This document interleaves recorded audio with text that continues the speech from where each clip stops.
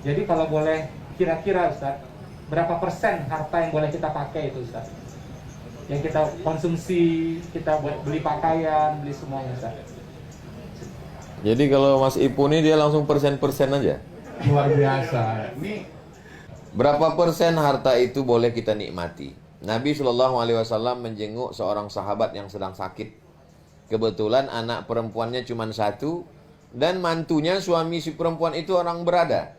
Maka dia mau memberikan semua hartanya kepada Rasulullah untuk perjuangan Islam.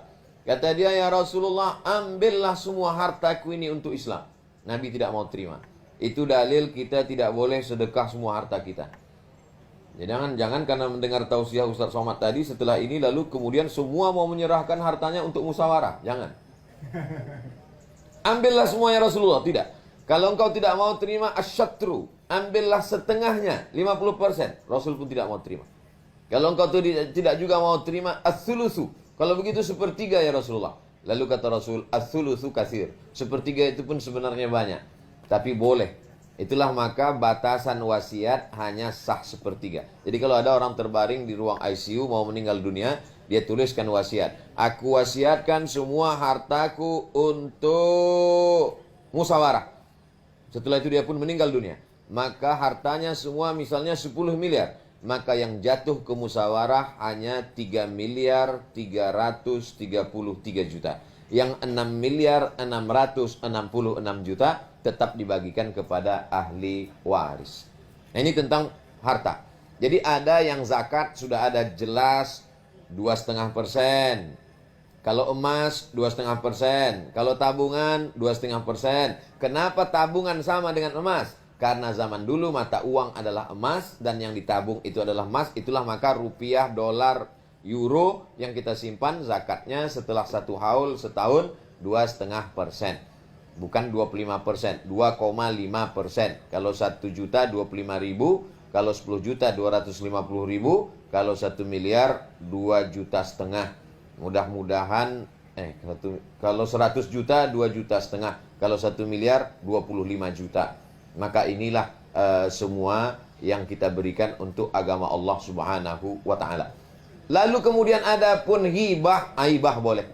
Hibah boleh saja dia berikan selama tidak ada unsur untuk menzolimi, menganiaya. Ada seorang laki-laki menikah dengan seorang perempuan, tidak punya anak. Kalau dia meninggal dunia maka hartanya akan diwarisi oleh istrinya dan saudara kandungnya.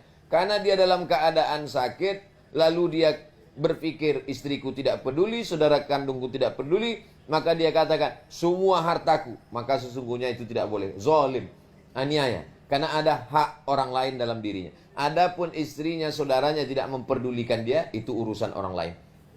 Adapun dia tidak boleh menyebabkan wasiat itu membuat aniaya. Hanya saja dalam Islam, walaupun boleh menggunakan harta tanpa batasan, tapi jangan sampai mubazir. Innal mubazzirina kanu ikhwanas syayatin.